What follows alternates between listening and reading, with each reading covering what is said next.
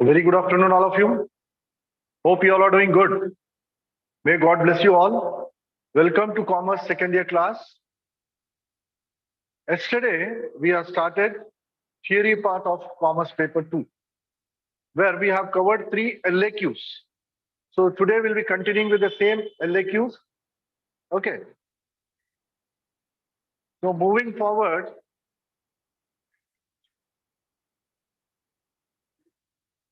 yesterday we did these 3 questions. One is what are financial markets and what are the difference between capital market and money market? Then we did what are the functions of stock exchange.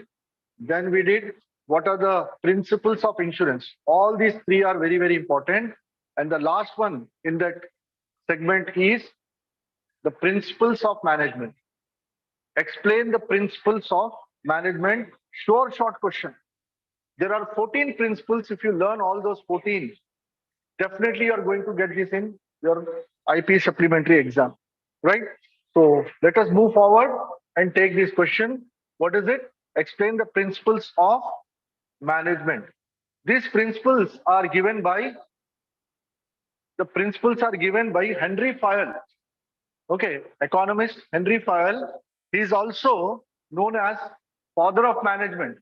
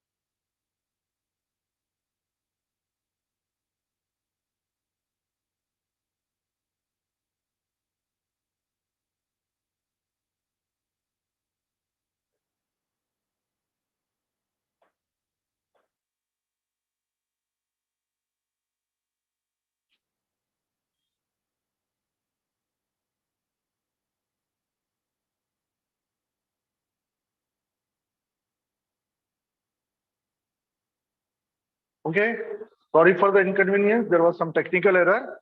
So as I said, we are discussing principles of management. And these principles of management are given by an economist named Henry Fayol. Okay, Henry Fayol is known as the father of management.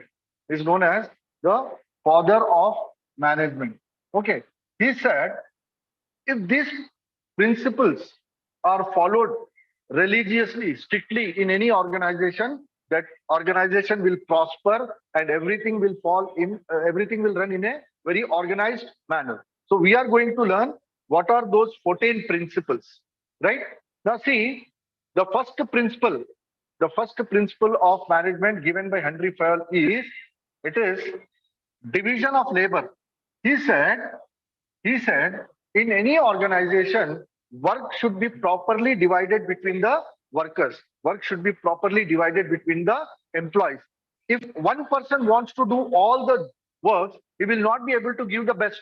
So work has to be divided basing on the competence, the ability, and the hardworking, sincerity, all these things taken into consideration. If the work is divided, then the output will be very good. Okay, so he said Division of labor leads to specialization, which increases the efficiency of individual employee. Right? Suppose there are, let us say, for example, I'll take, let us say there are 4 employees. There are 4 employees in an organization.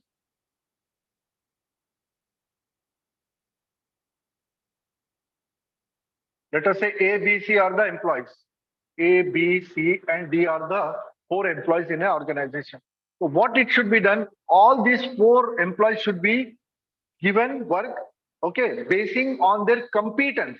Like say, for example, A specializes in purchase, then he should be given the task of making purchases for the organization. Similarly, B specializes in accounts. He should be given the task of writing the books of account and maintaining the books of account. Say C specializes in finances. So he should be given the work of arranging finance and all that. So if work is divided like this, then we get the benefit of specialization, and as a result, the organization will prosper and earn good profits. So the first point was division of labor. Second one is parity of authority and responsibility. The second principle given by Fayol is parity of authority and responsibility. Now, what is it? Parity of authority and responsibility is, suppose any person is given a responsibility. Okay, if a person is given a responsibility, he should also be given authority to deliver those responsibilities, to discharge those responsibilities in a proper manner. He should also be given some authority, and vice versa. If he is given authority, he should also know what are his responsibilities. Suppose you are appointing a manager.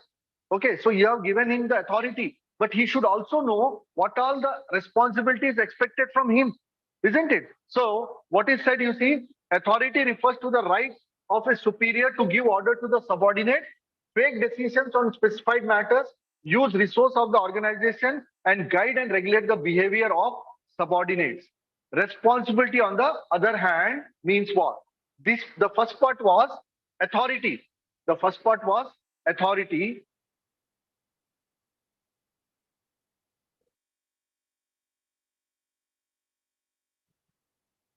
Right? Then, so parity between authority and responsibilities. If given authority, he should also be knowing what his responsibilities are. And if asked to deliver responsibility, he should be given some authority so that he can get the things done in a proper manner. Right? Next one is discipline. Next one is discipline. Now, discipline is when we are giving orders to our subordinates. Okay, we should be polite. Okay, what is expected from the employees? It is the obedience, sincerity, hard work from the employee. And when we talk about discipline, it is not only on the part of the employee, but also higher authority also. So discipline is a principle that is applicable to both the employees as well as the employers. Discipline should be followed by not only the workers, but also the management, right? Then only the results will be good. Next one is, this is very important. You can get this for 2 marks also. What is unity of command? Unity means one. Unity means one. Suppose there is one employee in an organization. Suppose there is one employee in an organization. Let us say Mr. X. Mr. X is the employee in organization. And imagine there is a situation where these 4 people are his bosses. 4 people are his bosses. And everyone is giving a different order to Mr. X. And Mr. X is not able to perform because he is getting different order from different bosses. So tell me, will Mr. X be able to justify his work? Obviously no, because if he is trying to satisfy A, B will be unhappy. If he is trying to satisfy B, C will be unhappy. Like this, if one person is having more bosses, or he is taking orders from more than one person, then he will not be able to discharge his duty properly. So it is said that in any organization, one person, one boss. This policy should be followed. One person, one employee, one boss. Okay, one employee should be given orders by one boss, and he is answerable to this one person only. This principle should be followed. Then he will be able to do his work properly, and he will be accountable for all the tasks given to him. Okay, that's it. So what is written, you see, the principle states that a subordinate should receive orders and be accountable to one and only one person. No employee, therefore, should receive instruction from more than one person. This principle is necessary to avoid confusion and conflict. Like if he is getting orders from more than one person, obviously there will be some confusion. A is giving some order, Mr. B is giving some order, he is giving another order, and he is not able to deliver any of the orders properly. Right? That is unity of command. As I said, it can be a 2-marker also. What is unity of command can be asked for 2 marks also. Next is unity of direction. Unity of direction means, I'll give an example. See, in any organization, there will be multiple departments. There will be multiple departments. Say, there is a production unit, let us say, there is a big industry.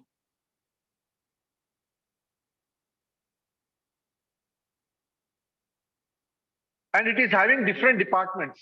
Let us say, purchase department, sales department, okay, marketing department, accounts department, finance department. Like this, multiple departments are there in a organization. Now, each department will be having a separate set of employees, and each department will be setting some targets, isn't it? Purchase department will be setting some targets, sales department will be setting some targets, marketing department will be setting some targets, accounts, finance department will be setting some targets, isn't it? So individually, each department is setting some targets, right? That is the target of department wise individually. But as a whole, what is the purpose?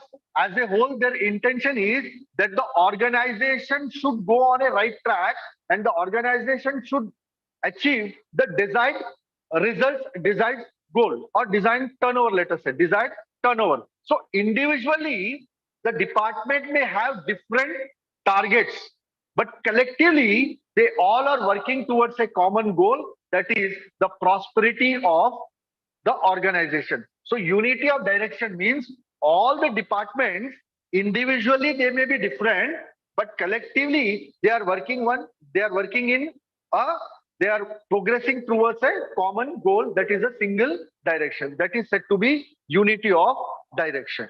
Right? What is the next one?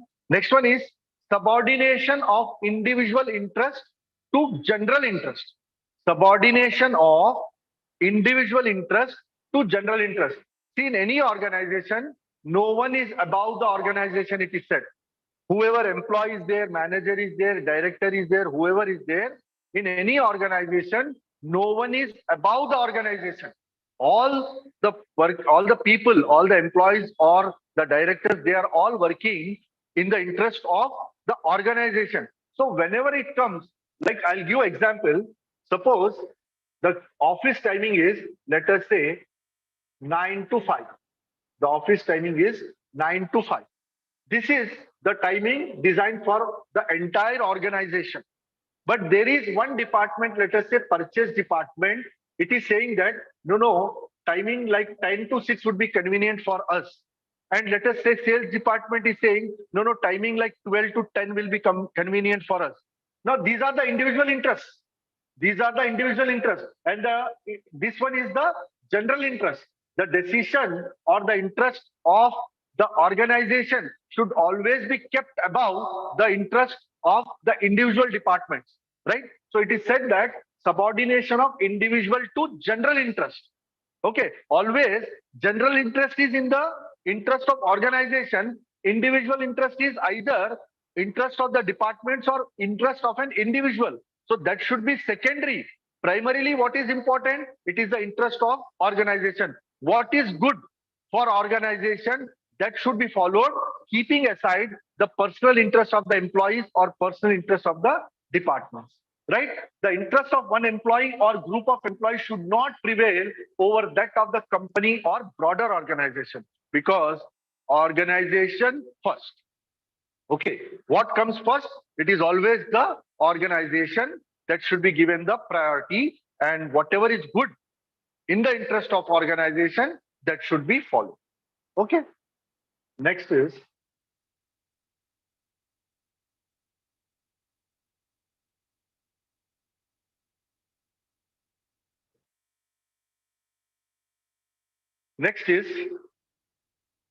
remuneration. Remuneration to personal. Remuneration to personal. The correct word is fair remuneration to the person. To maintain the loyalty and support of workers, they must receive full and fair wage for services rendered. The employee should not be manipulated. There should be a transparency. Work and wage for work, and on a fair basis, depending on the competence, ability of the employee. He should be paid on a fair basis. Otherwise, what will happen if by false means, if you are hiring somebody, we are making a false commitment and hiring somebody, but then what will happen? One fine day, he will leave the organization, isn't it? So, in proportion to the competence of the person, we cannot give the same salaries or wages to all the employees. Basing on their qualification, quality, and the competence, we decide the remuneration that has to be on a fair basis. So, see what is written. To maintain the loyalty and support of workers, they must receive full and fair wage for services rendered. Remuneration should provide maximum possible satisfaction to employees and employers. They should put in their best efforts to improve productivity. Now, when will productivity increase? If the employee is satisfied. And when will the employee be satisfied? The primary reason, primary thing, or primary factor where dissatisfaction arises is if the payment is not made fairly, the dissatisfaction starts. Okay, so this is again very important that payment should be made on a fair basis. Next one is centralization. Now, what is centralization? See, an organization or any company may have different branches. Okay, and it should not be left to the whims and fancies of the managers at the branches to decide whatever they want. There has to be a single policy. There has to be uniformity. There has to be uniformity.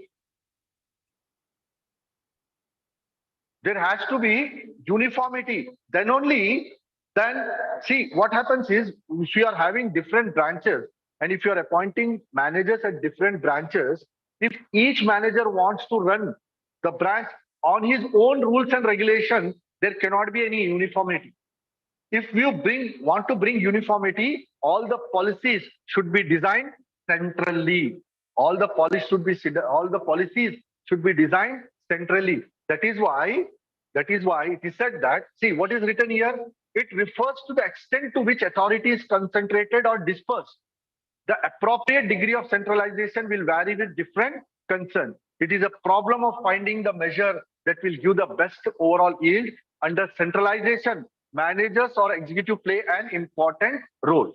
So for any education institution also, if it is having multiple branches, all the policies will be designed at a central office only, and those policies we have to adopt and follow at the branches.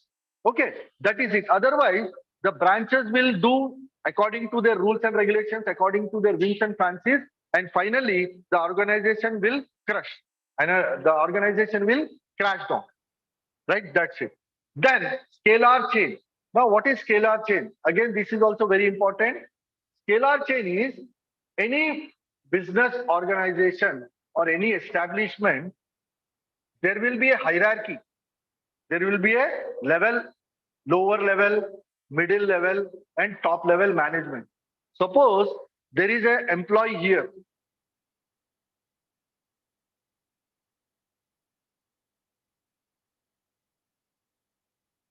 There is an employee here, he is at this level. Okay, suppose he is the lower level employee, let us say X. If X has any problem, he should approach the manager. The manager will approach the senior manager. Senior manager will approach the director. Director will approach the MD. MD will approach the chairman. This is how the hierarchy is designed. isn't it? See, this is very necessary in any organization, because if a ground level or lower level employee is directly allowed to contact the top level management, then there won't be any hierarchy. Then there won't be any hierarchy. So what is said, you see, the scalar chain is the chain of superior ranging from ultimate authority, that is the chairman, to the lowest one, that is the employee. Right? Now, it is wrong to depart needless from the line of authority. So one should always follow this line of authority. One should always follow this hierarchy. Okay. Otherwise, what will happen, as I told you, everybody approaching the top level management, then what is the use of having middle level management? What will the managers do?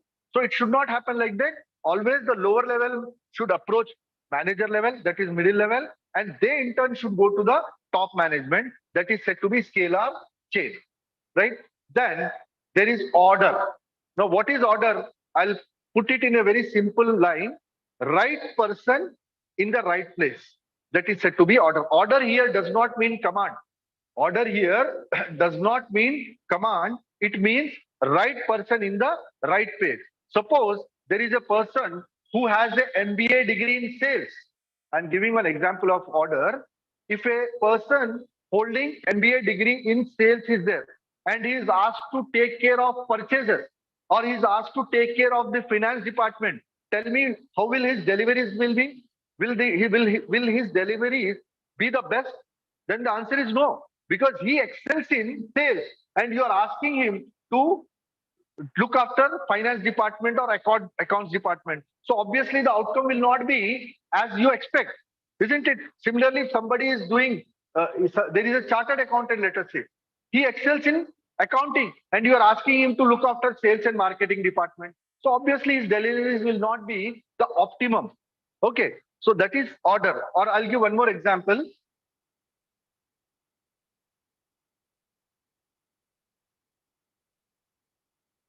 I'll give one more example. Suppose I am given 4 books. Let us say this is one, this is one, this is one, and this is one. And if I am asked to arrange one above the other, how will I do it? I'll place this on the first place, second place, third place, fourth place. Will I do like this? Or will I place the bigger one first, then second, then third, then fourth? The latter one is correct, no? This order is correct. So this is right man in the right place. So what is written here, you see? Order requires that there is a place for everything and everything in its place. Right man in the right place. This is a principle referring to proper arrangement of material, things, and human beings.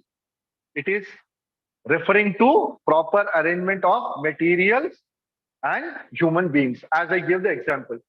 The small book will keep first. No, the biggest book will keep first, then the followed by smaller one, and then still like this. So the correct order would be this one, no? If you look at the picture, the correct order would be, this is the biggest one. This is the biggest one. Then comes this, then comes this, then comes this. This is the right order, isn't it? Okay, that is what order is. Order here does not mean command. Okay, don't get then don't confuse and don't mistake it that order means command. Order means right man in the right place. Then equity. Then equity. Equity is treating all the employees equally. As a human being, we all are equal. Maybe because of our qualification, we sit in different positions. But if we talk in general, all human beings are equal. So when a manager is addressing his employees, he should have some kindness. He should show some kindness toward the employees. Okay. So what will happen if the manager is kind? The loyalty of the employees will increase. They will go one extra step and do hard work. Okay. If the manager is impolite and manager is not showing any kind of kindness towards the employees, then even there will be a dissatisfaction among the employees, and they would become rebel. They would become rebel. Okay. The next one is stability of tenure of personnel.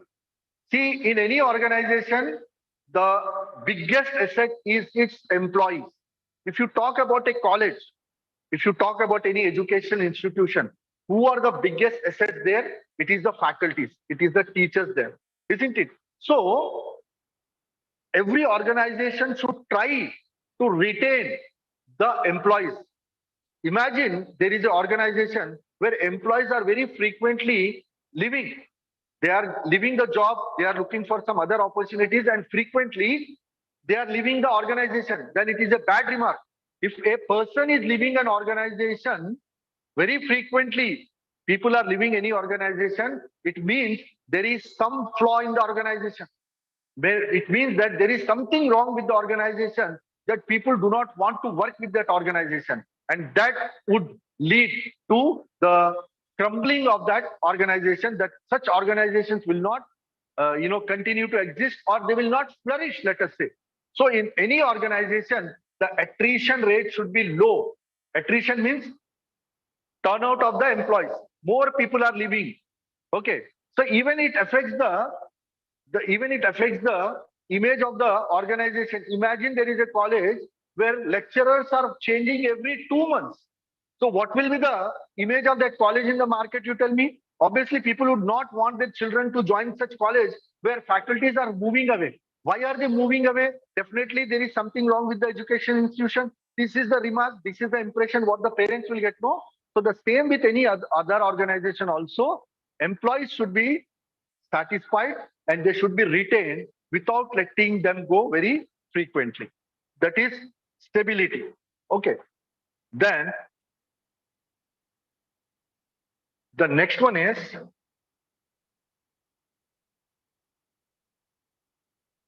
initiative. Initiative of the employees. What is it? Initiative. See, if the lower level employees come out with some innovation and ideas, those should be considered. They should be given a chance. It should not be written off immediately. It should not be written off immediately. The top level and the middle level management should always encourage the lower level employees to come out with innovations and ideas. And if those ideas or innovations are good, they should also implement such innovations in the interest of the company, in the interest of the organization, right? That's it. So innovation involves thinking out an execution of a plan and ensuring its success, right? Now, this gives zeal and energy to an organization, because even employees will feel happy that their ideas are being considered. The last one is Aspirate decop. Aspirate decop means the unity, teamwork. That is team spirit. Okay. Any organization should always encourage its employees to work as a team, because the output of any job, the output of any work, when worked together, will be always fabulous, fantabulous. The results will be very good when all the employees work in cooperation with each other, in coordination with each other. So all the organizations should encourage the team spirit without splitting them. They should not follow this divide and rule policy. British used to follow this, no? They never let people get together. They always try to divide. And they divide and rule policy was the one which they have adopted. But that should not be done in any organization. Rather, employees should be encouraged to work as a team. Okay. So with this, we have concluded 4 LAQs. Okay. We have concluded 4 LAQs. If you get perfection in these 4, definitely you'll be able to answer 2 LAQs. Okay. You'll be able to answer 2 LAQs. Okay. Though there are some more also, but I have chosen only these 4 considering your paper pattern in supplementary. Out of my experience, I have chosen these 4. There are few more also, but then as I said, I have chosen these 4. Just focus on these 4 questions. Definitely you'll be able to answer 2. Now let us take some SAQs, 5 markers. We'll take some 5 marks. In that, the first important one is,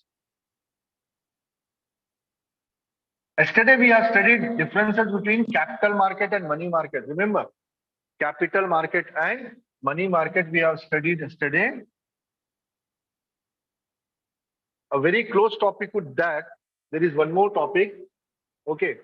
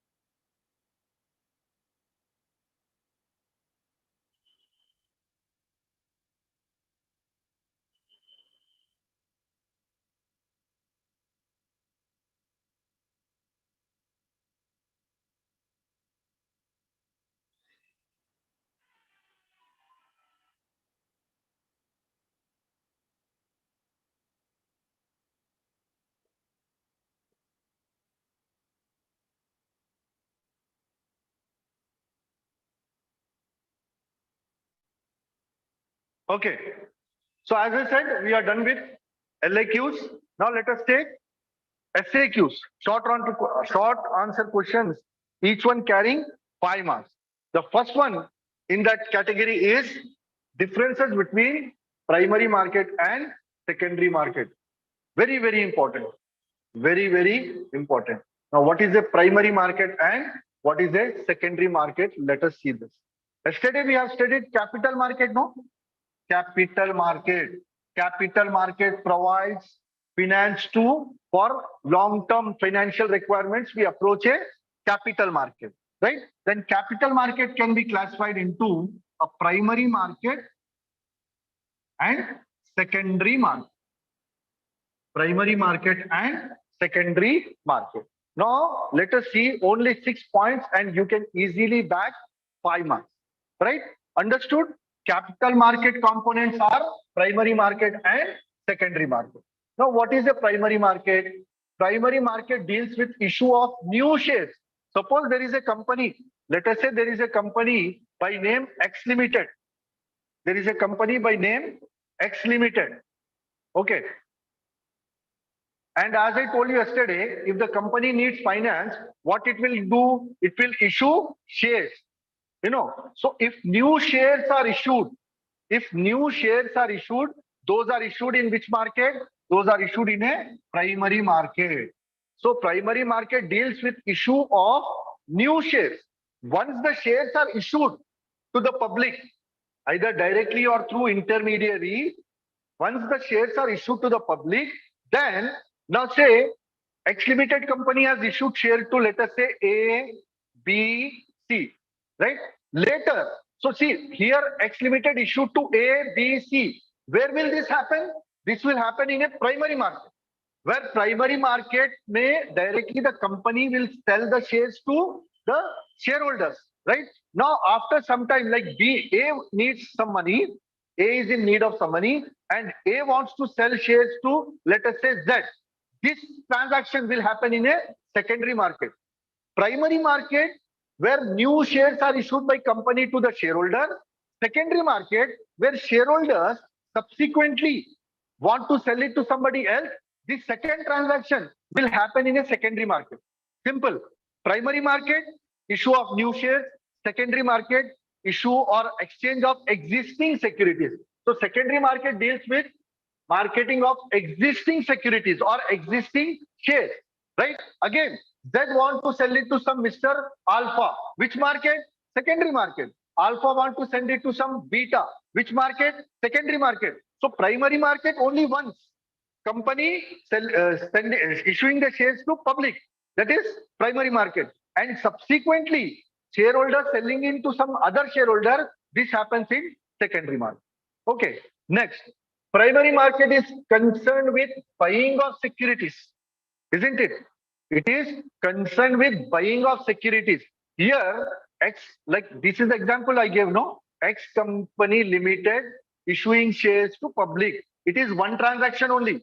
Will X company buy from A, B, C? No. There is only one transaction where the company is selling to shareholders. Okay. So it is it is concerned with buying of securities. Whereas secondary market, buying and selling both will happen.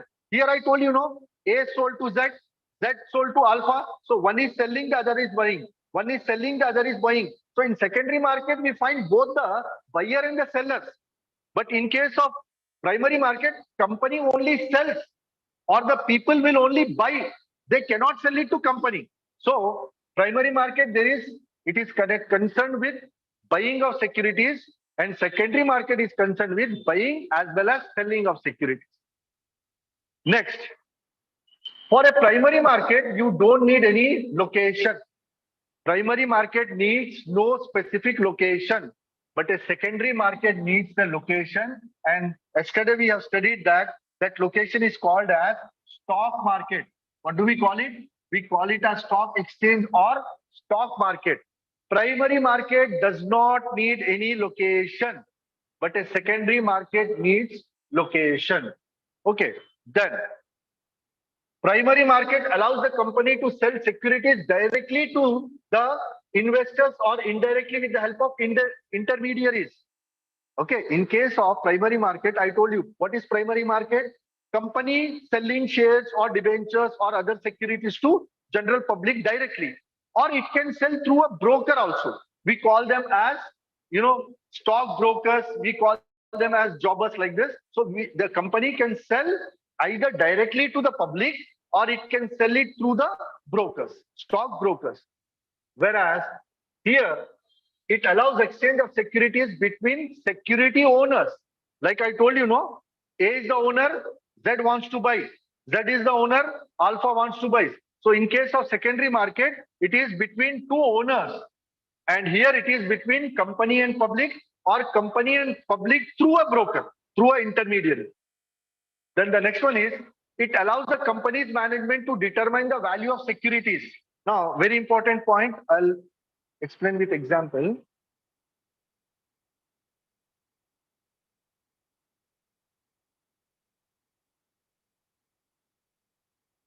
Suppose again, let us take, there is this company, Alpha Limited.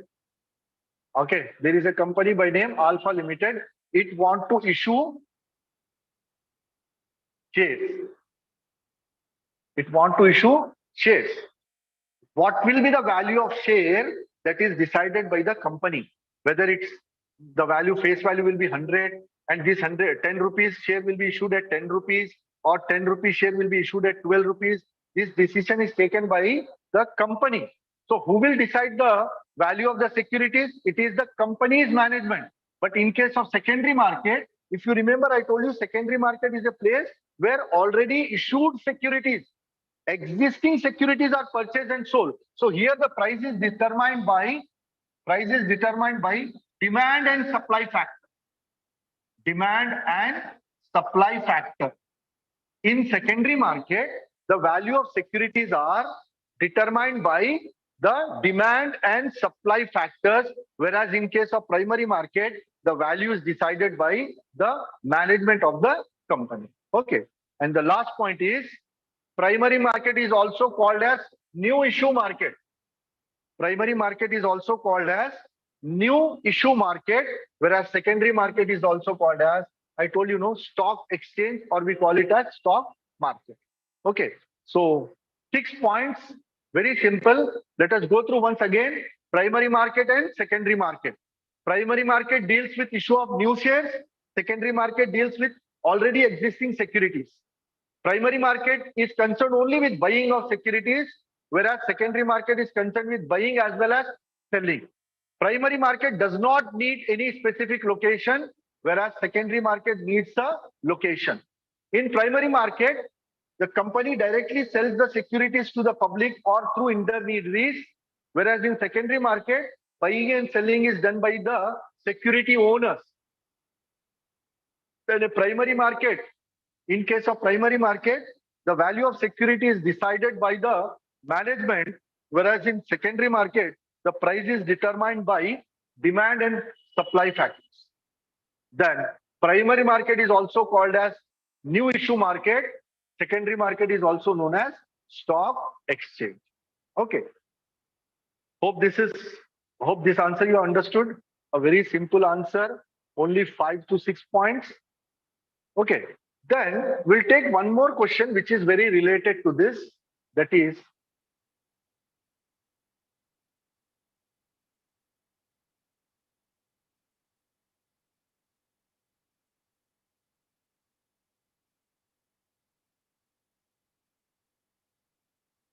explain the various types of stock exchange speculators. Explain the various types of stock exchange speculators. Now, I told you, stock market is very speculative. You cannot predict or you cannot anticipate anything. Things will change in a few minutes. Okay, the shares having a value of 100 rupees may come down to 10 rupees, may come down to 1 rupee also. And even the otherwise is possible depending on certain factors. One factor is, we can again say, demand and supply. If for any share demand is high, then the value will go up. If the supply is more, then the value will come down. Isn't it like that? So there are 4 different speculators. This has been asked many a times for 5 months. Okay, these 4 different types of speculators. This question has been asked many a times for 5 marks. There are 4 different types of speculators, or I would call them for easy pronunciation. They are the players of stock market. Who are they? They are the players. They are the players of stock market. They are the players of stock market. Who are they? The first one is called as a bull. Okay, first one is called, if you know, there is a statue of bull in Mumbai Stock Exchange. If you ever seen it, even it is there on the textbook printed. The stock exchange building is there, and it's in its open area. There is a statue of bull. Okay, so bull is a type of speculator who is very optimistic. Bull is a speculator, or bull is a player who is very optimistic, or he is very positive thinking person. What he anticipates, see, share market is very speculative. You never know what is going to happen. If you are holding some shares, the value may go up or value may come down. That depends on several factors I told you. But bull is a speculator who is very optimistic. He thinks that the value of securities will go up. The value of securities will go up. And thinking so, what will he do? He starts purchasing the securities. He starts purchasing the securities. Okay. He starts purchasing Reliance securities, this securities, that securities. So when he is purchasing, what will happen? Obviously, if he is purchasing, what is the condition of market? People will think that the demand is going, no? If you are purchasing continuously, it means obviously there is a demand for that security. If demand is more, what will happen? Prices also will go up. If demand for a particular security is more, what will happen? The prices also will go up, isn't it? So because of him, the prices are going up, and he's bringing a sort of pace in the market, speedness, I should say. See, he's increasing the speed of the market. That is why he's referred to as Teji Wala. He's called as Teji Wala because he's bringing Teji in the market. He's bringing the speeding the activities of the market. So he's also called as Teji Wala, right? So bull is a speculator who is optimistic, who is a positive thinker, and thinking so, he starts buying the securities. As such, the prices of the securities will go up. And he's also called as a Teji Wala. Because what is happening because of this behavior, the prices are going up. Prices are going up. If you have seen any bull, what will it do? It will lift its victim or it will lift its enemy in the horns and throw up in the market, throw up in the air. So this behavior of speculator is resembling that behavior of a bull. That is why it's called as a bull. Okay. This speculator, because of his behavior, there is a hike in the market. The market is going up. Very similar to the act of a bull where it will throw its enemy up in the air. Okay. Next is bear. The next one is bear. Bear is a pessimist. Bear is a pessimist. That is, he's a negative thinking guy. What he thinks, he'll be very scary. Whatever securities you are holding, he'll be very scary and start selling the securities. He will start selling the securities. So when he's selling, what will happen? The supply will increase, no? What all securities he's having, he starts selling them. So when there is a sell, when there are more quantities of securities being sold, obviously there is a increase in supply. If there is an increase in supply, then the prices will fall. This is the law of demand, no? Law of demand and supply. More the demand, more the prices. More the supply, less the prices. So what will happen? As he's selling, selling, then there will be a notion in the market that maybe there is something wrong going to happen. That is why he's selling those securities. So all the people who are having those securities also will start selling. So now the supply is more. So because supply is more, the prices will come down. And because of him, there will be a mandi in the market. Mandi is slack, slow. Mandi is slag and slow. So because of him, there is a fall in the market. Now, this act of this speculator resembles a bear, Halu. What will it do? Bear will throw its enemy down, okay, and sits upon it. It will throw down the enemy and sits upon it. Unlike the bull. What was bull doing? Bull was throwing the enemy in the air, up. And this bear will throw down and sit on it. Okay, so this act of this speculator is resembling the act of a bear. That is why this particular speculator is called as a bear. Then we have stag. Stag is a deer with horns having 12 different things, We call it as Barasinga. Stag is a very cautious speculator. If you ever observe, you see stag will never be stationary. It keeps moving like this, looking here and there. Somewhere somebody would attack. So it is very, very cautious. So this speculator is also very cautious. He will never enter a secondary market. A stag player will never enter into a secondary market. He will directly buy from the company only. So directly purchasing from the company will happen in which market? Primary market. So stag will never enter a secondary market. He'll always buy from primary market only. And whenever he makes some profit, he will sell it. Right? That's it. And the last one we have is lame duck. Lame duck. Lame means langda. Lame is what? Langda. Duck is bear, badak. So now, lame duck is actually not a different category. Lame duck is not a different category. It is a speculator. When see a bear himself is a lame duck. So we actually have three categories. But a bear, what is a bear? I said he's a negative thinker. He's a pessimist. He starts selling his securities.